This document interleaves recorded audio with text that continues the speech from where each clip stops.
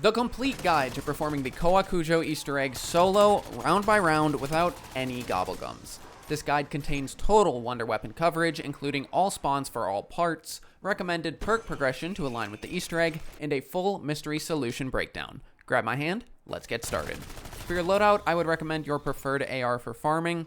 Take cluster grenades as your primary, then I recommend either leveling to 51 or using a permanent unlock token on decoys and the brain rot ammo mod. Both are required for the Easter egg, which is pretty brutal, but that's the way it is. For augments, Quick Revive's equivalent exchange is great when playing solo. Juggernaut's probiotic will be helpful against the fissures. Mule Kick's fully equipped is beautiful for one specific step. PhD's Tribologist is huge for the boss fight, and Wisp T's Zombie Sitter is a great convenience tool. None of these are required, just nice to have. Here we go. At the start of the game, activate the Rampage Inducer if you like, then farm the first 4 rounds with melee kills for simplicity. Light attacks on 1 and 2, heavy attacks on 3 and 4. Save the last zombie in the round on 4, then buy the right door to the gatehouse to start opening up the map. This side of the map has the Neko part.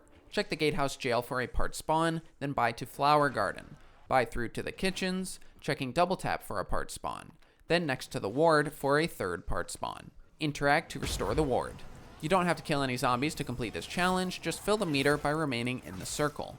On completion, the purchasable items in the kitchen will be unlocked. It's likely that your round will flip to 5. Return to double tap and buy your first perk. This will be nice to accelerate our early game. Run all the way back to spawn, then buy the door to the staging area. This side of the map has the Fur and Bell part. Check the beam at the spawn staging door for a part spawn, then buy to stables. Check the sunken house for another part spawn. Buy the door to training area, then check the wall buy in the open for the final part spawn. Activate and restore this ward, then you can run up the hill and buy into central courtyard. Interact with the gate at the top of the hill to remove the glyphs, then enter the temple. Eliminate the armored zombies, then buy the door to the left, entering the storage rooms. The Karakuri part is here, either across from PhD Flopper, across from the wall by further along, or through the door to Workshop along the left wall. With all parts acquired, head upstairs and through to the War Room. Doing so will spawn in the Oni, this map's special enemy. Eliminate him and pick up the item he drops, the Honko. Bring that item over to the gold door and interact to place it. The doors will open, revealing the world seed. Approach the seed and kill zombies that are glowing purple. After 10, the seed will transform and Pack-a-Punch will be revealed. At this point, your round will likely flip to 6. We are now able to begin work on the map Wonder Weapon, the Nekomancer. With the 3 pieces we collected during setup, go to the workbench next to Vulture Aid and craft the Neko Tactical. We'll need this a few times throughout the run.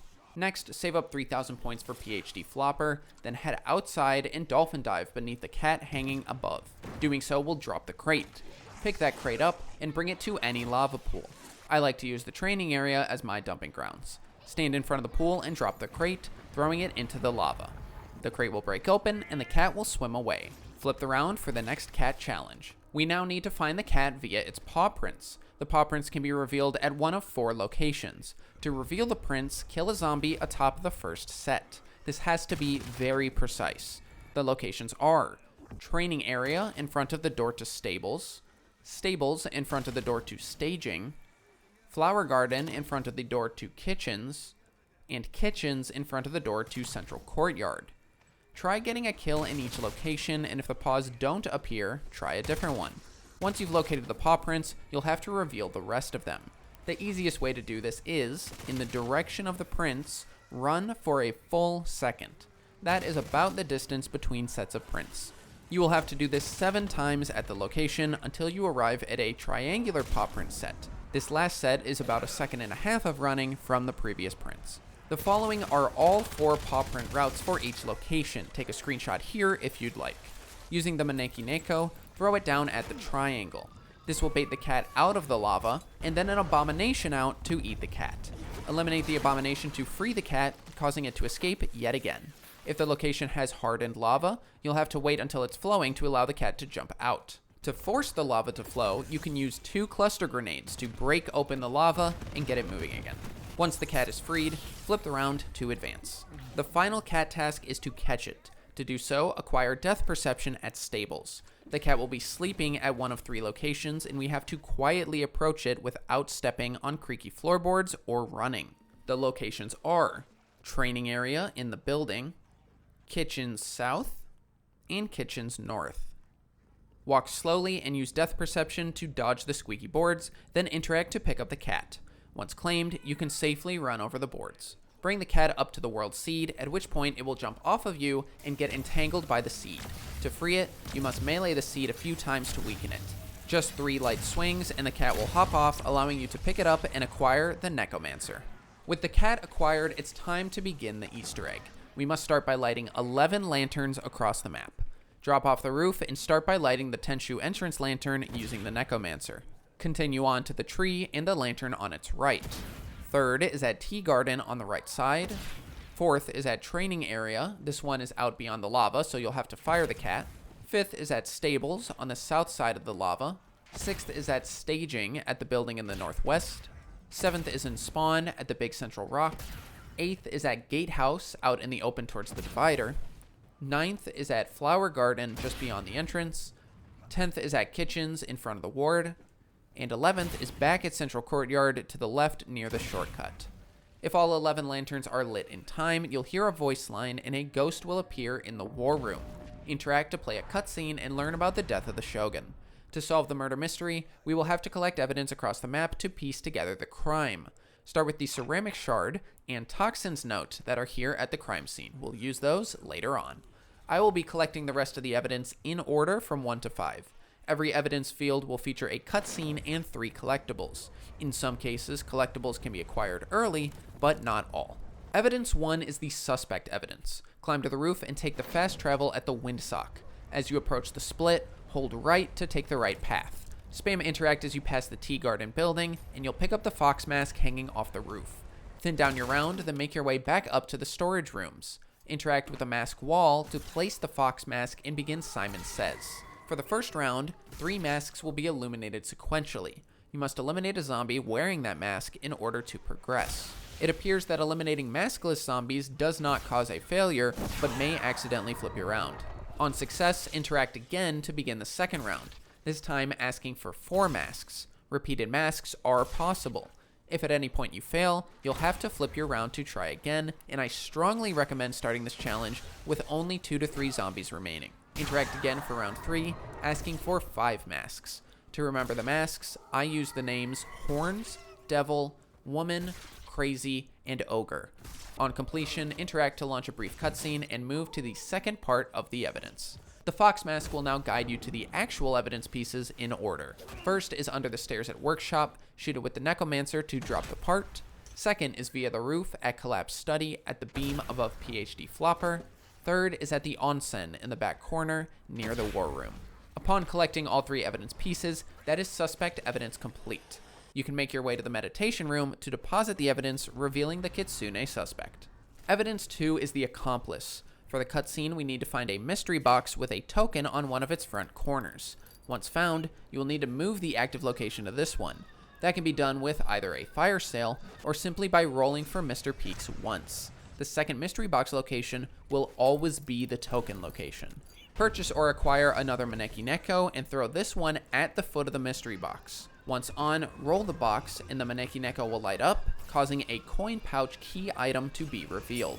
Claim it and bring it to the Rampage Inducer in Spawn. It will float into the air. Interact to watch the accomplice cutscene. There are 3 possible accomplices. First is the gardener. To start, grab a bucket from either the stables, tea garden, or onsen and fill it with water from the onsen. You'll have to walk it out through the courtyard, through the kitchens, and into the flower garden. There are 3 flowers to water, 1 in front of the bridge, 1 down the path, and 1 on the other side. To avoid spilling water, walk off the end of the bridge, then around to the final flower. Any sprinting, jumping, or zombie hits will spill water. Once all 3 flowers have been watered, the gardener will appear, along with 2 golden plants. The gardener is initially immune. Shooting a golden plant will make him vulnerable for a short time. Continually tag plants and DPS down the special enemy until he falls, dropping a note and the shears. Second is the merchant. Start by meleeing this fruit basket at Kitchens next to the arsenal, dropping an apple. After being away for an ample amount of time, about 3 minutes or so, When you return, a zombie will be eating the apple in the corner. Approach to trigger the zombie to follow you. Kite it down to staging and the building in the northwest corner. Kill this zombie in front of the window, spawning in the merchant zombie. This zombie will passively walk around eating apples to heal. I would recommend pack-a-punching a weapon prior to this, as the apples do give him a lot of health. When he falls, he will drop both a personal note and evidence to claim. Third is the noble. You can do this step second if you're waiting on the apple for the merchant. This step requires you to have 3 decoys. Either find or craft a decoy, then we have to get to 3.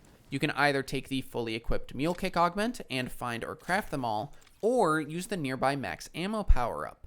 To spawn the noble, throw 3 decoys at the training area windows up here. If you run out of decoys, run up to this window and shoot the max ammo power-up to replenish your grenades. Once all 3 decoys have hit, the windows will slide open. Up above is the noble, raining grenades down on you. To eliminate the noble, you must throw 3 grenades back at him. This can be quite tricky as the grenades are quite bouncy and require you to cook them for a while when throwing back. Lead the noble as he moves between windows. Once he's been hit 3 times, his hat will drop along with a personal note, and that's all 3 evidence pieces collected. Return to the meditation room and deposit the evidence, revealing the accomplice. Evidence 3 is the poison. For the cutscene, drop downstairs and take note of the 3x3 grid of scrolls. This is called a lights puzzle. Each scroll is either in or out, and meleeing a scroll will flip its status as well as the status of any adjacent scrolls. The goal of this puzzle here is to end with all 9 scrolls pushed in. Here's the strategy. We first need to simplify the board by pushing all row 1 scrolls in. To do so, interact with a row 2 scroll if it is below a scroll that is currently out. Once all of those are in, do the same with row 3, interacting if it's below a row 2 scroll that is out. This should leave us in a state with rows 1 and 2 all in and some number of out scrolls in row 3. From here, we can view our possible solutions. Here's a cheat sheet to detail every combination when your first 2 rows are set. In each solution, X means to melee that scroll. In my game, bottom middle and bottom right were out. To solve, melee top left, bottom left, middle, and bottom right. On completion, an item will pop out, revealing a time of death doctor's note and pestle key item. Bring the pestle to the kitchens and place it at the small table near the ward. Add brain rot to your bullet weapon, then farm zombie souls using this weapon at the pestle. While you're doing this, you can also grab the first poison evidence. Melee this bundle of plums to drop one, then repeatedly jump on it until it breaks, claiming the plum pit. Zombies can run over and steal the fruit, so if you fail, you can try again next round. Once the pestle transforms into a ghost item, interact to view the poison cutscene. On completion, a nearby shelf will slide open and reveal the pufferfish evidence. The final poison evidence is a plant. Head to the flower garden and grab the monk-shoed flower from the edge of the green by the crafting table. Then return to the palace and plant the flower. We now need to feed and grow it. To collect the feed, head to the tea garden and launch a hairball at the pouch up on the broken beam. Pick up the empty pouch, then wait around for a fissure to form on the map. You can do this step at any point after observing the Shogun cutscene, so I recommend grabbing this pouch early on and filling it at the earliest convenience. To fill the pouch, stand in a section of the map with an active fissure. You'll hear a rising pitch in the background, kind of like a balloon inflating. After about a minute, the empty pouch will transform into volcanic ash. Bring it to the plant and feed it. There's just one step remaining for the plant, and that's the cherry blossom blessing. Run to the cherry tree in Tenshu and melee it to wake it up. Stand around and wait for the blessing. Once received, return to the plant and run in circles around the plant to spawn a cherry blossom tornado. This will grow the plant to completion, making the monk-shoed flower available to claim. That's all 3 poison evidence claimed. Go ahead and deposit it at the meditation room. Evidence 4 is the location. To begin, we'll need the ceramic shard claimed earlier at the Shogun. Bring that ceramic shard to the meditation room and interact with the poison portrait, completing the cup and receiving ceramic shards. Now head to Tea Garden and assemble the sake cup at the bench. You'll then have to flip it around to get started, at which point the cup will turn ghostly and you can watch the location evidence cutscene. Once the dialogue ends, interact to claim the cup. We'll have to defend the cup at 3 different locations within the Tenshu Palace. First is the War Room. In the back corner, place it on the wooden tray. I recommend spamming hairballs with a couple of lasers in between. When the cup gains an orange outline, the defense is complete, and the cup can be reclaimed. The next location is at the collapsed study next to the Wonder Fizz machine. Defenses last for only a short while. If at any point you fail a defense and the cup breaks, you'll have to flip the round and reclaim it at Tea Garden. The final cup location is at the side room in the Tea Garden. After just a few seconds, a Hellhound will run up and steal the item, running away to the east side of the map. The dog will start making a clockwise loop through kitchens and gatehouse, so you can just head down the shortcut to cut it off. Take it out and claim the tea whisk it drops. I always forget about the item drops here, so circle back to the prior cup defense locations to claim the horse statuette and the calligraphy brush. Place all 3 items at the meditation room to reveal the location panel. Evidence 5 is the motive. There's no cutscene for this one, and we already have the Honko from the first Oni kill. For the second item, head to the stables and wait for this lava to harden. Peeking out will be a figurine. Throw an explosive at the figurine to pop it out, then pick up the Netsuke of Brothers. This item can be claimed anytime after the Shogun cutscene, so feel free to grab it early on. The last evidence piece starts at the palace. Interact with the clock in the rubble at storage rooms to release some wisps and observe the time. 4 numbers will be selected and shown. In my game, the numbers are 3, 6, 7, 7. If you forget the numbers, you can simply interact again. Flip your round and wait for an assault wave to spawn. This assault wave is very slightly different, denoted by the flag bearers included in the horde. Once the wave completes, 6 flags will spawn in at staging. They need to be correctly placed at 4 different locations. Start by looking at stables and seeing how many lines are shown. In my game, stables has 3 lines, so this is where number 3 will go. Spawn is showing 2, and Flower Garden is showing 1, which means the final location at Courtyard is 4. This location order corresponds to the clock numbers we just wrote down. To complete the puzzle, we'll be moving the 6 flags across each location and placing them corresponding to the clock numbers. Each flag has a number of symbols on it, and each location can hold at most 2 flags. Based on the collection of flags around you, compare the counts to your numbers. In my game, I have a 3 flag, a 6, 2 2s, and 2 5s. This makes my distribution really easy, as the 3 and 6 are alone, and each 2-5 pair will represent a 7. Interact to pick up a flag and run it to its corresponding location. I started by grabbing 3 and running it to location 1 at Flower Garden. Interact with a bamboo shoot to place the flag. Run back and repeat, for me taking the 6th flag to spawn to place at location 2.